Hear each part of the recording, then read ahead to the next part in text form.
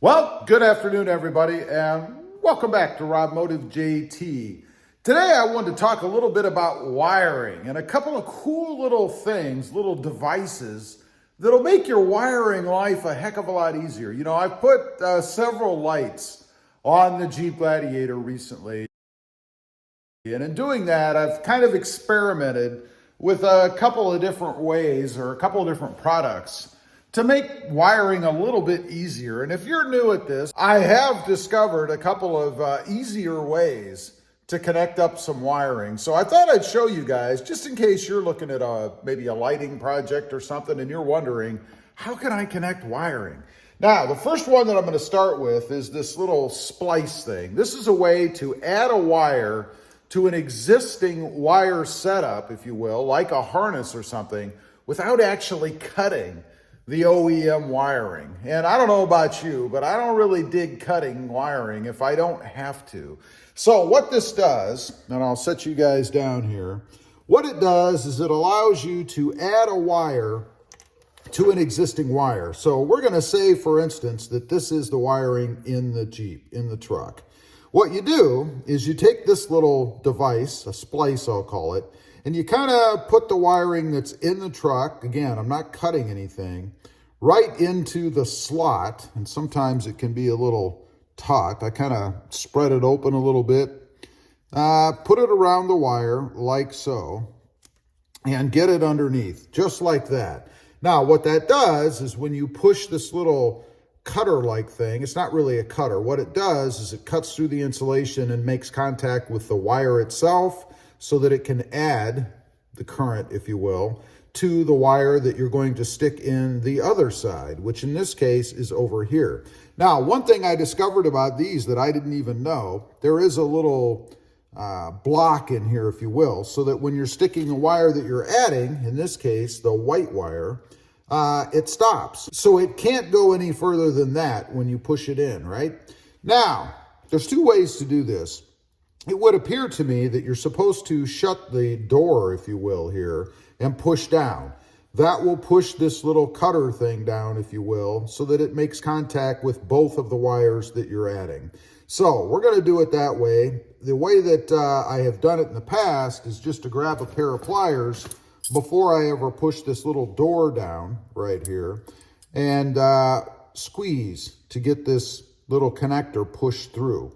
I don't think you're really supposed to do it that way, but that's how I've been doing it. We're going to do it the right way, and that is to have your white wire, in this case, in, and go ahead and shut the door. I know it's not really probably a door, by squeezing it down. Again, if you can do this with your hands, you're more of a man than I am. So we're going to just push this door down like so. And you heard it click there. That's like the first click, and it's pushing down on the little metal piece there. We'll push it down all the way. You can see it still has one more notch to go down on here. So we'll push it down all the way, and that should make contact with both wires. And there you can see it's pushed down all the way. The little door is shut, if you will. And both the wires should be pierced with that little piece. Now, what I'm going to do, because there's another tip I'm going to give you, if this doesn't work, because I ran into this, I'm going to go ahead and open this up. We're going to look at the wire and see what it did. So let's go ahead and open the door. And then you kind of have to spread it. You can get these off like so. And then pull this little piece out. Again, I'm doing this to show you what it looks like.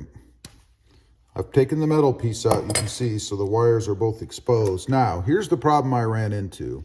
This one, this time around, did cut through, there you go, mostly, but not all the way, and in my opinion, not enough. And then if we look at the other side, you can see here, that's what it looks like. So while it does go through, and again, the idea is that this goes through and makes contact with the wire, it's not enough. So a little tip for you, I did strip out the wire And I did that to make sure that that metal part of the little connector actually contacts the wire fully. You should be able to see the wire there. So now when you put the next one on, which is the way I did it, you shouldn't have any problems contacting that wire. That's just a little tip. If you do this and your lights don't work, which mine did not, I had to take it off and strip out that little section where it tried to go through, but it didn't make it all the way through. Now, next up, connecting wires. I came across this product a while back, and frankly, it is awesome. It's called Solder Seal Wire Connector. You can see right here, hopefully. And what they are, and the wire I'm using, by the way, is a 16 gauge. You'll see why that's important here in a second. But what they are, they're little heat shrink tubes, if you will, that have some adhesive on both sides. That's the blue that you see, as well as some solder in the middle to connect the wires. Just an awesome, innovative device, I think. It's pretty cool. Now, I mentioned mine is 16. These are color-coded. If you look on here, they usually give you a list of what each one means. In my case, for this wire that we're going to connect, it is 16 gauge and it is blue. So we'll grab another blue one and I'll show you how this works.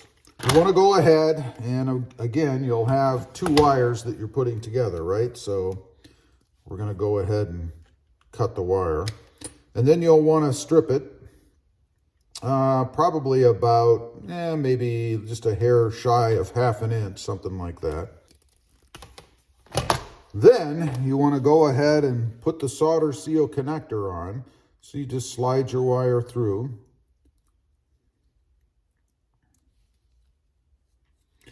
Take your other wire that you're going to put into it, or that you're connecting rather, and kind of mesh them together, if you will. Kind of twist them together. Once you have them twisted together, you take your solder seal and you're going to want to put it over with the solder right over the wire, like you can see right there. And then you want to grab your heat gun. You can use a lighter for this, but of course it turns everything black. So I'm not real big on that, but it will work. So we're going to go ahead and heat this up. The solder should melt, the tubing should shrink, and the adhesive should grab the wire. And the whole point of that is to give you a waterproof connection. So you can see the solder is melted. Now, it's not full on liquid melt, but it's surely a good connection that you're not going to pull apart. I just think it's an awesome, innovative way to connect wires. You can see everything right in front of you there, and the solder helps give you a good sealed connection as well. Anyway, I just wanted to get on here, kind of show you guys those two things. I just think they make wiring easier, particularly if you're not someone who does it every day and are looking for an easier way to wire things like lights or any other accessory that you might be getting into the OEM stuff, or just connecting wires. Leave a comment. Let me know if you've used either one of these. I'm sure you've probably used the splicing method before, but this new solder seal connector, I'd be curious to know what you think of it. Also, real quick, I do have 2 additional channels. Automotive Project Cars, all about the Mercedes-Benz, and Rob Motive, all about Toyota Tacomas. Check them out, and if you're interested, please consider subscribing. And while you're at it, click the subscribe button here too. Thanks for watching. Stay safe out there. Bye.